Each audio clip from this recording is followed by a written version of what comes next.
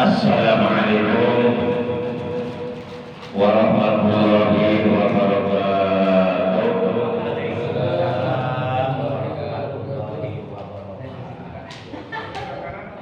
A'udzu billahi minasy syaithanir rajim.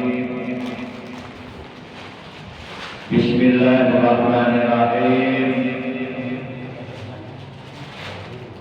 Alhamdulillahilladzi arsala rasulahu bil huda wa dinil haqq liyudhhirahu 'ala dini kullihi walau karihal kafirun. Asyhadu an la ilaha illallah al-malikul haqqul mubin wa asyhadu anna sayyidana Muhammadan 'abduhu wa rasuluh as-sadiqul wa'dul amin. Allahumma shalli wa sallim wa barik wa syarif wa karim ala imamil muttaqin khairil khalqillahi fil awwalin wal akhirin sayyidina wa habibina wa syafi'ina wa qurrati a'yunina wa maulana Muhammad wa ala alihi wa ashabihi al-mujahidin al-tahirin. Amma ba'da.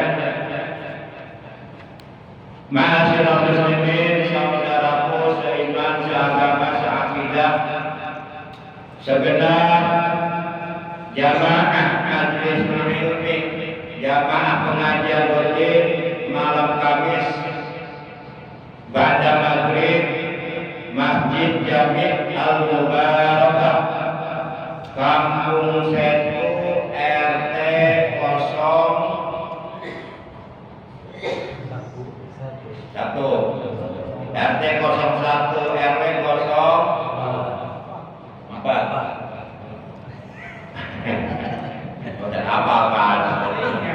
Beja tak hafal baru.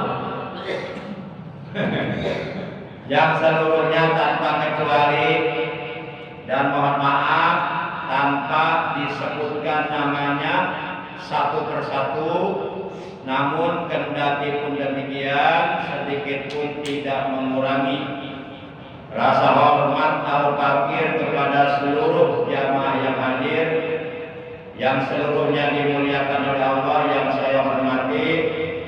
Rahimakumullah wa hadakumullah wa hafizakumullah. Segala puji hanya bagi Allah.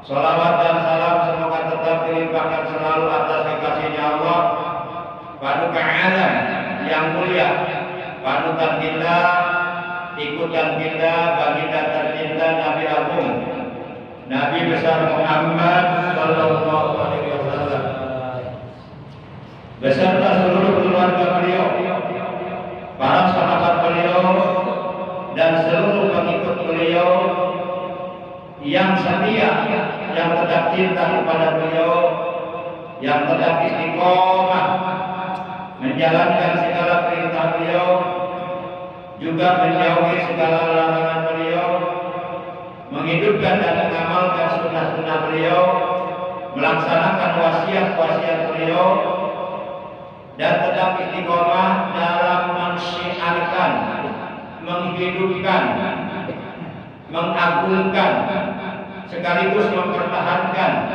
ajaran Islam yang telah diajarkan oleh beliau.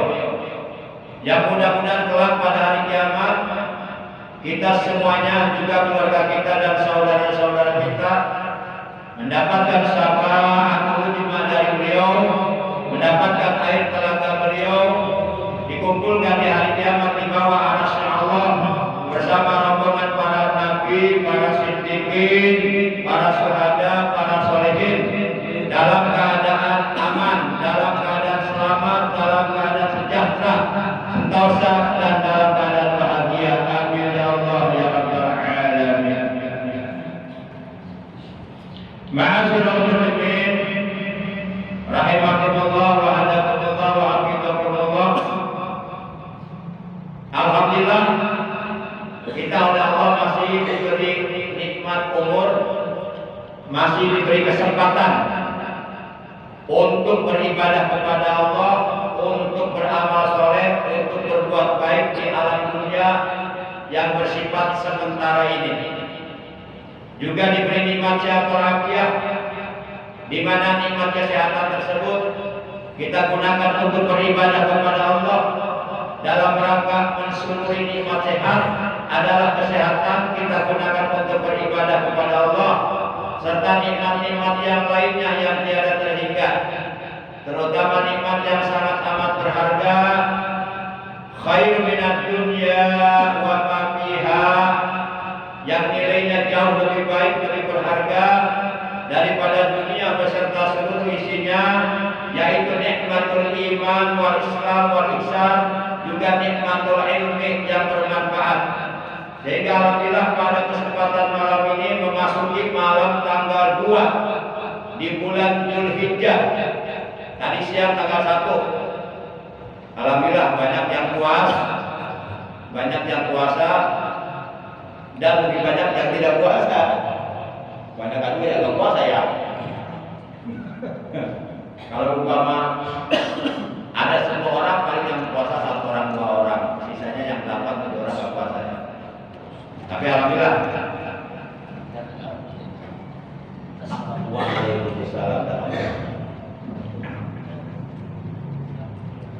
Saya sempat tadi menghubungi jamaah saya yang sekarang sedang tugas haji di kota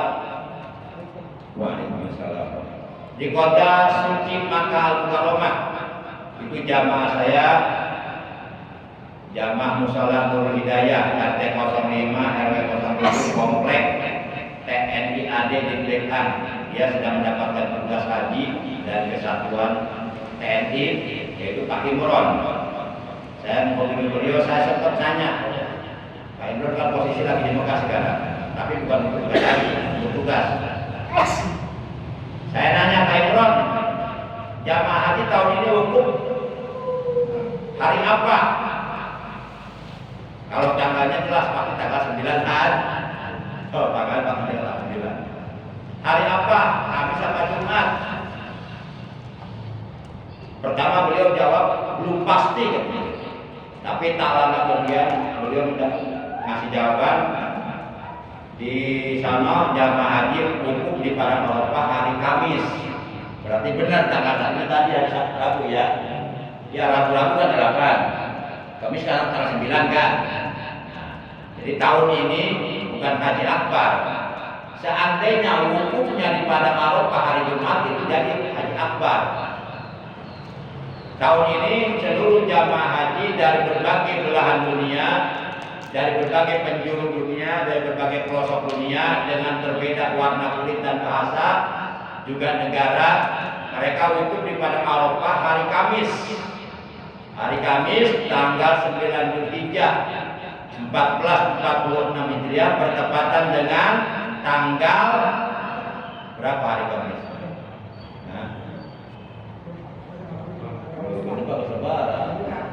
Tanggal 5 Juni ya. 5 Juni, lebaran kan 6 Juni ya. Tapi ada juga yang lebarannya hari Sabtu 7 Juni. Sebaik agak di muge.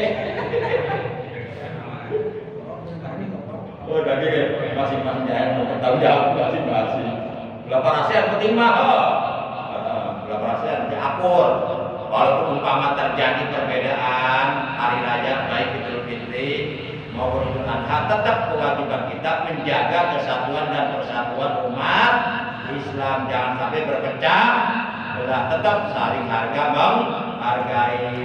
Karena kalau umat kita berpecah belah nanti dimanfaatkan oleh pihak ketiga, orang Yahudi yang punya kepentingan untuk menghancurkan umat Islam. Dan baik. Jadi dia berarti lebarannya Idul Adha dinten Jumat ya. Jadi kalau lebarannya Jumat berarti Idul Adha Akbar ya kan. Kan kalau jamaah haji wukufnya di Padang Arafah hari Jumat, ternyata sekarang yang hari Jumat bukan hukumnya, lebarannya, tapi lebaran akbar gitu kan. Kira-kira ada yang salah diatur, bercarakan. Para jamaah yang dimuliakan oleh Allah, jadi malam ini kita sudah memasuki malam tanggal 2 di bulan Dzulhijjah tahun 1446 Hijriah. Dan tali kita malam ini ada merupakan tali pertemuan yang ke-464 ya, kalau nggak salah, pertemuan yang ke-464. Mari kita awali tali kita pada malam ini sebagaimana biasa dengan melakukan 3 hal. Yang pertama, pembacaan Ummul Quran suratul Fatihah. Yang kedua, pembacaan shalawat. Dan yang ketiga, sebagaimana biasa kita mengistiqomahkan untuk bersama-sama membaca zikir jalalah. Insya Allah dengan mengistiqomahkan membaca zikir jalalah, manakala ajal kematian kita datang merenggut nyawa kita, insya Allah yakin kita akan meninggal dunia dalam keadaan husnul khotimah. Amin ya Allah ya rabbal alamin. Baik, pembacaan Fatihah dan sholawat juga zikir jalalah yang akan kita baca, pahalanya kita hadiahkan untuk seluruh ahli kubur keluarga kita yang telah mendahului kita, terutama untuk kedua orang tua kita, kakek nenek kita, para sesepuh kita, guru-guru kita, dan juga untuk saudara-saudara kita, paman bibi kita, kakak adik kita, anak cucu kita, juga untuk jamaah kita dan sahabat-sahabat kita. Sekaligus kita bermunajat kepada Allah Azza wa Jalla Jalla Jalaluh.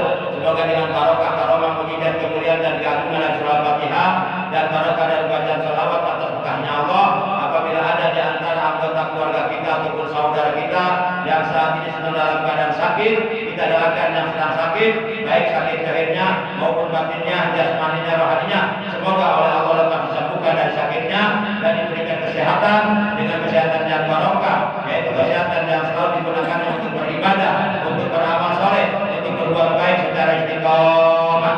Dan kita doakan pula anak cucu kita, ponakan-ponakan kita yang saat ini sedang menuntut ilmu di pondok pesantren, kita doakan semoga mereka oleh Allah selalu disehatkan jasmani dan rohaninya, dicerdaskan akal pikirannya, dibaguskan akhlaknya, diberikan kelancaran kemudahan dalam mencari ilmu agama, dan diberikan kepada mereka oleh Allah ilmu yang bermanfaat dan barokah yang serta hidayah, sehingga di kemudian hari mereka menjadi manusia yang berguna dan bermanfaat terutama bagi agama. Bitilkan ya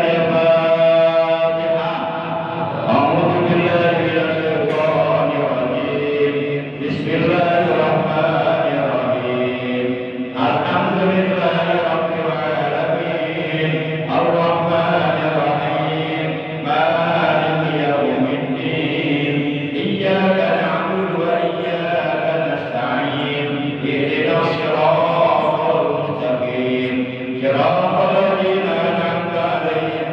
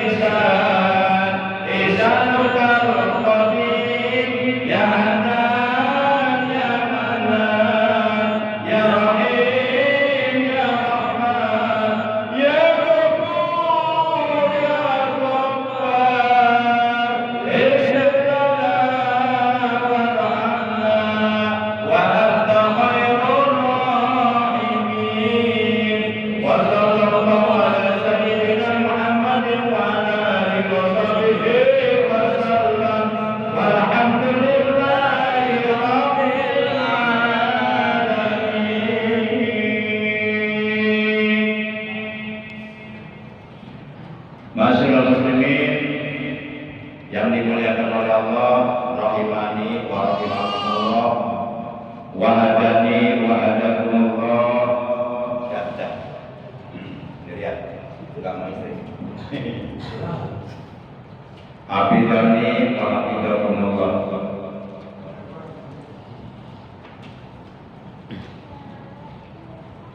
Hanya tinggal beberapa hari lagi kita umat Islam di seantero dunia akan merayakan salah satu hari besar Islam, yaitu Idul Adha, yang artinya hari raya kurban. Kalau kita flashback kembali ke belakang melihat catatan sejarah Islam bahwa adanya Idul Adha, hari raya kurban yang agung, itu asal mulanya berangkat dari perintah Allah dulu kepada Nabiullah Ibrahim alaihi salam, sang Khalilullah, sang kekasih Allah. Jadi Nabi Ibrahim itu gelarnya Khalilullah, kekasihnya Allah, karena beliau benar-benar sangat mencintai Allah. Di hatinya hanya ada cinta kepada Allah dan tidak ada cinta selain kepada Allah. Itu Nabi Ibrahim. Walaupun sebenarnya Nabi Ibrahim itu kaya raya, peternakannya ribuan, kaya raya, tapi tetap di hatinya hanya ada cinta kepada Allah dan tidak ada cinta kepada dunia. Makanya para ulama mengatakan harta itu jangan ditaruh di hati, taruh di tangan. Kalau ada yang minta kasihin. Kalau taruh di hati, ada yang minta, sayang, susah keluarnya. Nah, yang harus ditaruh di hati bukan harta, tapi iman. Iman taruh di hati. Kalau harta jangan taruh di hati, harta taruh di tangan. Karena hakikatnya harta yang kita miliki sekarang ini, baik berupa istri, berupa pangkat jabatan, berupa rumah, berupa perusahaan dan sebagainya, itu hakikatnya adalah hanya sekedar titipan dari Allah. Nanti di hari kiamat akan ditanya oleh Allah, min aina tasaba wa fima anfaqa. Dari mana engkau mendapatkan harta? Min aina tasaba. Dari mana engkau mendapatkan harta? Wa fima anfaqa, dan di mana harta itu engkau belanjakan? Jadi masalah harta nanti di hari kiamat akan ditanya depan belakang. Depannya min aina tasaba, dari mana engkau mendapatkan harta? Itu depannya. Pertanyaan bagian depannya, dari mana engkau mendapatkan harta? Apakah engkau mendapatkan harta dengan cara yang halal atau yang haram? Semuanya itu akan diminta pertanggungjawabannya oleh Allah di hari kiamat. Apakah engkau mendapatkan harta dengan cara yang baik, yang sesuai dengan ajaran agama, yang diridhoi oleh Allah, atau sebaliknya engkau mendapatkan harta dengan cara menghalalkan segala macam cara? Masa bodoh dengan halal dan haram, yang penting mendapatkan harta. Itu semuanya pasti oleh Allah akan diminta pertanggungjawabannya di hari kiamat. Min aina tasaba, dari mana engkau mendapatkan harta? Itu pertanyaan bagian depan tentang harta. Pertanyaan bagian belakangnya adalah wa fima anfaqa. Setelah engkau mendapatkan harta, lalu kemudian harta itu engkau belanjakan di mana? Kau gunakan untuk apa? Apakah harta yang kau dapatkan kau belanjakan di jalan yang diridhoi oleh Allah, atau justru sebaliknya harta yang kau dapatkan engkau belanjakan di jalan yang dimurkai oleh Allah, yang tidak diridhoi oleh Allah? Apakah engkau menggunakan harta hanya untuk berbuat dosa, atau sebaliknya kau gunakan hartamu di jalan Allah untuk berinfak, untuk bersedekah, untuk menolong fakir miskin, yatim piatu, jompo-jompo, orang-orang yang terlantar, orang-orang yang hidupnya dalam kesusahan? Apakah kau gunakan hartamu di jalan Allah? Itu semuanya pasti akan diminta pertanggungjawabannya. Karena ada hadis yang mengatakan ada 4 perkara seorang hamba di hari kiamat nanti, kedua telapak kakinya tidak dapat bergeser barang setapak pun, hatta yus'ala an arba'in, sehingga ia ditanya oleh Allah tentang 4 perkara. Jadi nanti ketika kita di hari kiamat di padang mahsyar, Allah dikumpulkan di padang mahsyar, berdubel-dubel, berdesak-desakan karena manusianya banyak. Bagaimana tidak banyak? Bayangkan saja dari mulai umatnya Nabi Adam sampai umat Nabi kita yang terakhir, semuanya oleh Allah akan dihalau, digiring ke padang mahsyar. Lalu kemudian di padang mahsyar yang luas membentang seluas pandangan mata, yang di dalam di atasnya tidak ada apa-apa, mereka semuanya dikumpulkan oleh Allah, berjubel-jubel, berdesak-desakan. Mereka berdiri ribuan tahun lamanya, kepanasan, kelaparan, tidak mendapatkan makanan, tidak mendapatkan minuman, semuanya belum nasi jia'u yaumul qiyamah. Seluruh manusia di hari kiamat akan merasa lapar. Nah, kedua telapak kaki kita nanti di hari kiamat, barang setapak pun tidak dapat bergeser dari tempat berdirinya. Saya ada geser dia. Pak jejol di mana lomba? Tapi bisa diuk, nampung ribuan tahun memang tidak jangkul. Ini akan kita alami. Kalau nggak percaya, belajar untuk tanggal mainnya, buktikan nanti kamu. Tapi kalau untuk percaya bukan, kalau kita percaya pada kiamat. Tapi ini bagian dari proses hari kiamat. Rukun iman anu kalimat iman karena baik kiamat. Hatta yus'alana arba'in, sehingga seseorang itu ditanya oleh Allah, diminta pertanggungjawaban oleh Allah an arba'in, tentang 4 perkara. Yang pertama, an umrihi bima afna, tentang umurnya. Bima afna, di mana umurnya dihabiskan. Nah, ini umur. Setiap kita oleh Allah dikasih umur yang berbeda-beda. Ada yang panjang, ada yang pendek, ada yang sedang-sedang saja. Kalau bapak-bapak umurnya pengen paling terpanjang, silakan, nggak apa-apa. Berdoa kepada Allah, ya Allah, panjangkan ya Allah umur saya sepanjang-panjangnya. Ketika manusia sealam dunia meninggal dunia semua, tinggal saya sendirian yang belum mati, ya Allah. Tapi ya Allah, saya bingung pas saya mati nanti siapa yang mandi jenazah saya? Siapa yang membungkus badan saya dengan kain kafan? Siapa yang menyolatkan saya? Siapa yang menguburkan saya? Bingung. Entah minta Allah atau panjang-panjang kali. Nanti kalau dijaga gimana? Dikasih umur panjang 200 tahun. Tapi kapitun ada modal dirinya, dirinya, ngisi dirinya. Itu bisa naon-naon, tidak kolokis. Ayo ngari pukul keluarga. Rasulullah umurnya ada 63 tahun. Rasulullah meninggal dalam keadaan segar bugar, enggak pikir. Imam Syafi'i umurnya 54 tahun, tapi luar biasa ilmunya bermanfaat sampai hari kiamat. Di arti kitab-kitab karangannya itu ilmu yang bermanfaat. Masya Allah. Jadi kita minta umur jangan terlalu panjang, sampai pikun jangan. Kalau pikun kita repot sendiri nanti. Kita terapotin jam 1 malam kalau ada. Pikun daerah. Akhirnya keluarga nyangan kemana-mana ribut. Tak kalau pernah tahun panjang-panjang pikun.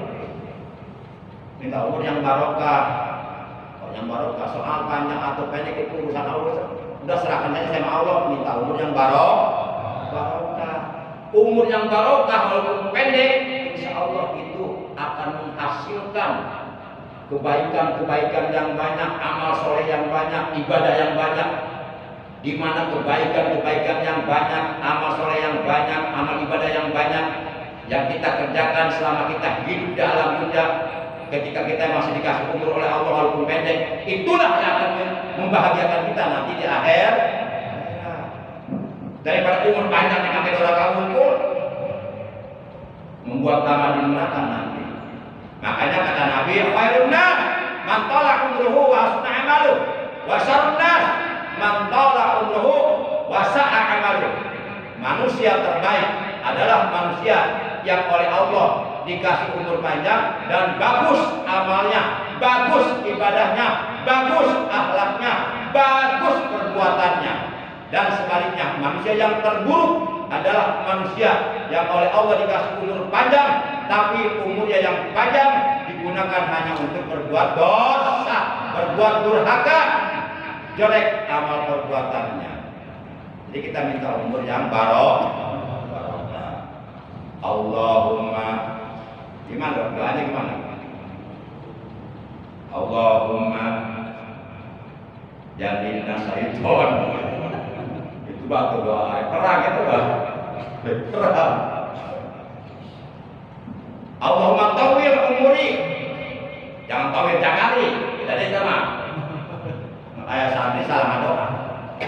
Kiaina mere doa, cek kiaina. Allahumma tawil umuri, ulang eta santri salah denge, pengajian nudutan diamalkan. Allahumma tawil jakari, tapi beda deh batu. Minta panjang umur, minta panjang nomor itu kan, minta panjang siapun goblok kan, jakar, tak lama lagi lanjutan, salah tenge, Fardu wudu ayat genep. Nu kalimah musab sirah heutik. Ngajina nundutkan salah deui wae. Nu kalimah musab sirah heutik. Begitu mulu. Sirah heutik musab aja. Angkat-angkat itu udah batal terus. Para jamaah yang dimuliakan oleh Allah Subhanahu wa taala.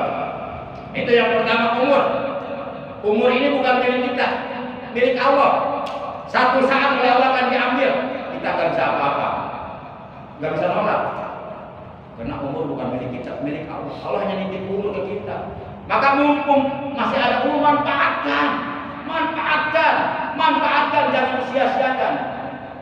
Kalau disia-siakan, tidak digunakan untuk beribadah, akan menjadi penyesalan buat kita nanti akhirat. Diberi modal kalau tak bermanfaat, rugi banget sayang. Belegu kita jelma. Diberi modal dari manfaat.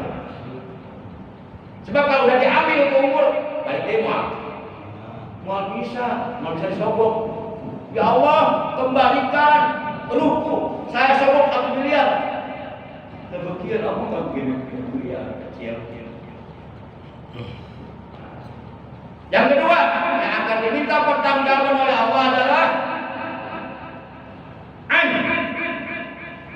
malihi min aina tasabah wa bima anfaqa.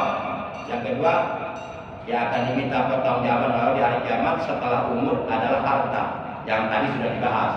Jadi nggak perlu dibahas lagi, kita lewat. Yang ketiga an ilmihi ma ja'al labih, tentang ilmunya.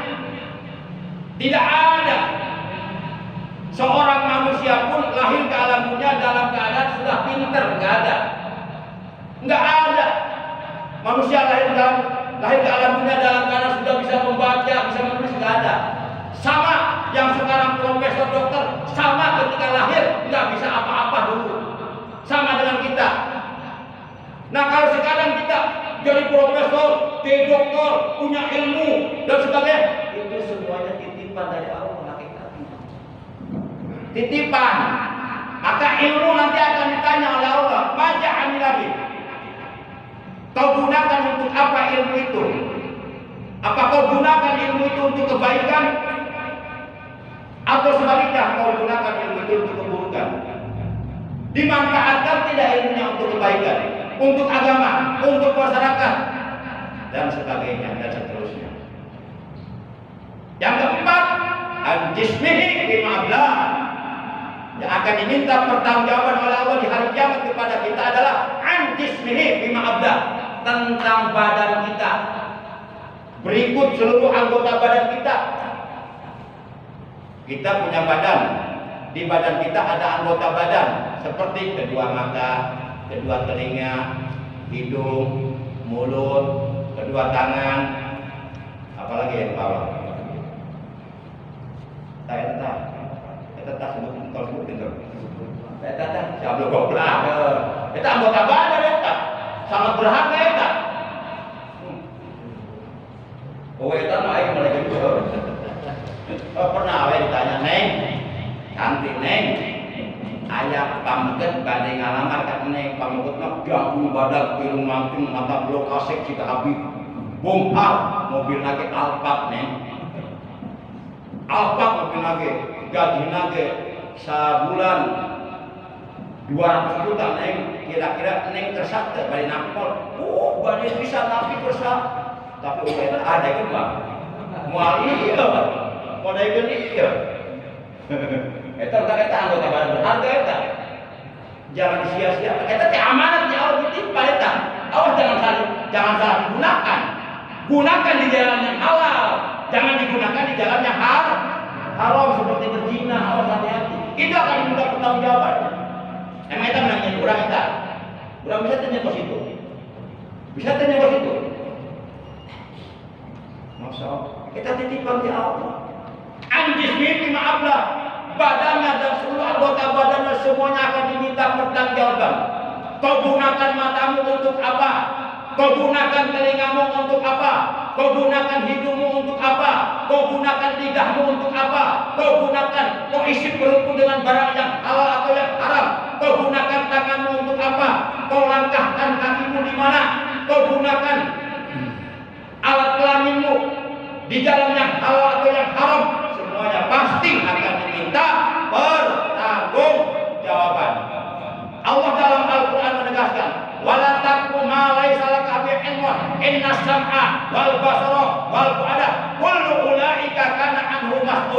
sesungguhnya janganlah sekali-kali kamu mengikuti sesuatu yang kamu tidak ada pengetahuan tentang itu. Sesungguhnya pendengaran, penglihatan, hati, keyakinan, semuanya pasti oleh Allah akan diminta pertanggung jawabannya. Kita harus siap mempertanggungjawabkan kita di akhirat di hadapan Allah. Masya Allah, kita ini hidup dalamnya dihidupkan oleh Allah. Asalnya kita nggak ada. Nanti satu saat kalau umur yang sudah Allah tentukan habis, diambil lagi oleh Allah, kita kembali nggak ada. Dan kita harus mempertanggungjawabkan perbuatan kita di akhirat nanti. Selama kita hidup dalam dunia itu harus bertanggungjawab. Faman ya'mal mithqala dzarratin khairan yarah wa man ya'mal mithqala dzarratin syarran yarah. Surah Az-Zalzalah ayat 7 ayat 8. Nah, ada salah baca. Ayat salah baca. Faman ya'mal mithqala dzarratin khairan yarah wa may ya'mal mithqala dzarratin syarran yarah. Katakan salah. Syarran yarah. Syarran yarah. Baik. Kata Allah, maka barang siapa yang melakukan amal kebaikan walaupun sebesar yarah, pasti niscaya dia akan melihat balasannya nanti di akhirat. Maka yuk kita manfaatkan, kita gunakan umur kita, kesehatan badan kita, seluruh anggota badan kita, harta yang Allah titipkan kepada kita, kita gunakan semuanya di jalan Allah, di jalan yang diridhoi oleh Allah, supaya kita nanti nggak berat mempertanggungjawabkannya di akhirat. Dan sebaliknya, wa may ya'mal mithqala dzarratin syarran yarah. Dan barang siapa yang berbuat keburukan walaupun sebesar jarak, sebesar atom, maka niscaya ia pun akan melihat balasannya. Jadi kita berbuat dosa sekecil apapun, dimanapun, walaupun kita melakukan dosa itu sembunyi-sembunyi, tidak ada manusia lain yang melihatnya. Allah tahu. Allah selalu menjadi saksi atas perbuatan dosa yang kita lakukan. Dimanapun kita melakukan dosa, kita melakukan dosa bersembunyi dari penglihatan manusia lain, tapi Allah melihat dengan jelas dosa yang kita lakukan, dan itu pasti akan diminta pertanggungjawabannya. Maka yuk, jangan sampai kita meninggal dunia masih membawa dosa. Maka perbanyak taubat, termasuk hadir di pengajian rutin, hadir di majelis ilmu. Ini bisa mengampuni dosa-dosa kita, bisa menghapus dosa-dosa kita. Bahkan seluruh malaikat yang ada di langit, seluruh malaikat yang ada di bumi, dan seluruh ikan-ikan di air, semuanya memintakan ampun, memohonkan ampun kepada Allah untuk orang-orang yang duduk di majelis ilmu. Kita dimintain ampun oleh mereka sampai datangnya hari kiamat. Jadi kita hari ini mencuci dosa-dosa kita sebenarnya, termasuk sholat 5 waktu. Sehingga mudah-mudahan dengan beramal soleh, dengan berbuat baik, dengan menjalankan perintah Allah, manakala ajal datang kita dalam keadaan sedang berbuat baik. Sebab kata Imam Abu Hamid Muhammad bin Muhammad Al-Ghazali di dalam kitab Ihya Ulumuddin, mautun nas bi adatihim. Biasanya manusia itu akan meninggal dunia sesuai kebiasaannya. Ada manusia kebiasaannya main gaple, boleh jadi main lagi ke main gaple, bisa wae. Dan orang-orang main gaple di kayak sudah, pas datang aja ke main gaple, akhirnya main ke main gaple. Ada manusia kebiasaannya mabuk, maka boleh jadi matinya pun dalam keadaan mabuk. Dalam keadaan mabuk dia naik motor kenceng, tabrakan, juga mabuk. Nah, kalau kita ingin meninggal dunia dalam keadaan husnul khotimah, dalam keadaan baik, dalam keadaan sedang melakukan kebaikan, maka biasakan berbuat baik. Tukang zikir, insya Allah mau naik ke zikir. Tukang ngaji, insya Allah mau naik ke ngaji. Insya Allah. Maka yuk biasakan yang baik-baik supaya meninggal dunia dalam keadaan baik. Karena kata Imam Ghazali, mautun nas fi adatihim, manusia akan mati sesuai kebiasaan. Maka biasakan yang baik-baik, insya Allah. Dan memang kita dihidupkan di alam dunia ini, sebenarnya kita dikasih kesempatan oleh Allah untuk berbuat baik. Manfaatkan. Alladzi khalaqal mauta wal hayata liyabluwakum ayyukum ahsanu amala. Alladzi khalaqal mauta wal hayata. Allah yang menciptakan kematian dan kehidupan. Liyabluwakum, Allah hendak menguji kalian. Ayyukum ahsanu amala. Siapa di antara kalian yang terbaik amalnya? Mudah-mudahan kita dan keluarga kita, semuanya keturunan kita dengan barokah kita istiqomah duduk di pengajian rutin ini, mudah-mudahan semuanya dijadikan orang-orang yang pandai bersyukur kepada Allah Subhanahu wa taala, dan mudah-mudahan meninggal dunia nanti dalam keadaan husnul khotimah. Amin ya Allah ya rabbal alamin. Akhirnya mari kita tutup dan kita malam ini mengucapkan hamdalah. Alhamdulillah.